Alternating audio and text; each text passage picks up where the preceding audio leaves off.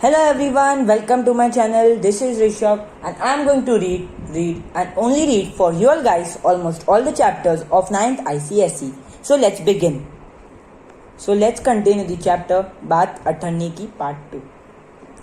अब कोई रास्ता न बचा था. वह बोला, माई बाप गलती हो गई, इस बार माफ कर दो. इंजीनियर साहब की आंखों से आग बरसने लगे.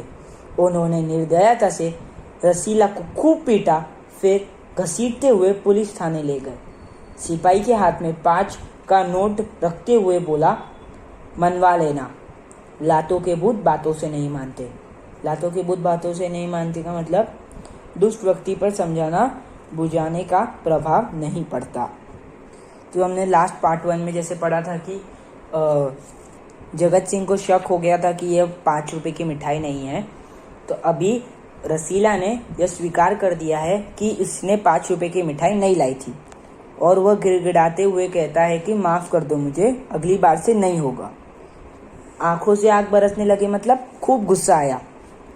ने मारा, रसीला को मारा, पीटा और फिर थाने ले गए. दूसरे दिन मुकदमा शेख सलीमुद्दीन की कचहरी में पेश हुआ. रसीला ने तुरंत अपना अपराध स्वीकार कर लिया. उसने कोई बहाना न बनाया. चाहता तो कह सकता था कि यह साजिश है, मैं नौकरी नहीं करना चाहता, इसलिए हलवाई से मिलकर मुझे फंसा रहे हैं. पर एक और अपराध करने का साहस वह न जुटा पाया. मतलब सेकेंड डे पे वो कोर्ट गया. कोर्ट कोई किसका था? शेख सलीमुद्दीन, मतलब जो नेबर था. कचहरी में पेश हुआ मतलब कोर्ट में प्रेजेंट हुआ. रसीला ने तुरंत अपना गलती स्वीकार कर ली, नहीं झूठ बोला.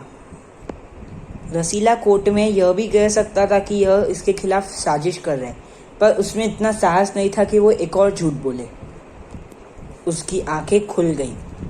हाथ जोड़कर बोला, हुजूर मेरा पहला अपराध है, एक बार माफ़ कर दीजिए, फिर गलती ना होगी.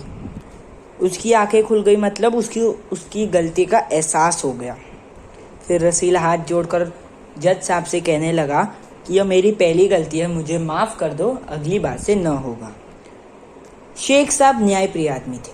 उन्होंने रसीला को 6 महीने की सज़ा सुनाई दी और रुमाल में मुंह पोंछा.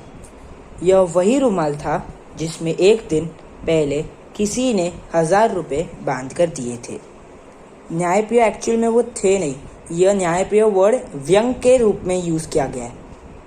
शेख साहब दूसरे लोगों के लिए न्यायप्रिय थे, पर असल में वह खुद ब्राइब लेते थे.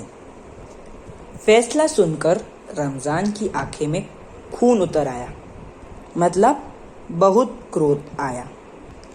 सोचने लगा, यह दुनिया न्याय नगरी नहीं, अंधेर नगरी है. चोरी पकड़ी गई तो अपराध हो गया. असली अपराधी बड़ी बड़ी कोठियों में बैठकर दोनों हाथों से धन बटोर रहे हैं. उन्हें कोई कुछ नहीं कहता, उन्हें कोई नहीं पकड़ता. रमज़ान उसका मित्र रसीला का, उसको बहुत गुस्सा आया. वह सोचने लगा, इतनी छोटी सी गलती अगर वह पकड़ी जाए तो 6 महीने की सज़ा, पर जो लोग बड़ी बड़ी कोठरियों में लेते हैं, जो दोनों हाथ से धन बटोरते हैं, उन्हें तो कोई कुछ नहीं करता, नहीं कुछ कहता. रमज़ान घर पहुंचा. एक दासी ने पूछा, रसीला का क्या हुआ? दासी मतलब टाइप ऑफ अ मेड. एक दासी ने पूछा, रसीला का क्या हुआ? 6 महीने की कैद. अच्छा हुआ, वह इसी के लायक था. रमज़ान ने गुस्से से कहा, यह इंसाफ नहीं, अंधेर है. सिर्फ एक अठन्नी की ही तो बात थी. रात के समय जब 1500 के चोर नरम गद्दों पर मीठी नींद ले रहे थे, अठन्नी की चोर जेल की तंग अंधेरी कोठरी में पछता रहे थे. फिर दासी ने पूछा कि रसीला का क्या हुआ? फिर दासी को जब रमज़ान ने बोला 6 महीने की कैद, दासी को सुनकर अच्छा लगा क्योंकि वह इसी के लायक था. दासी ने कहा. यह चैप्टर सुदर्शन जी ने लिखा है. धन्यवाद.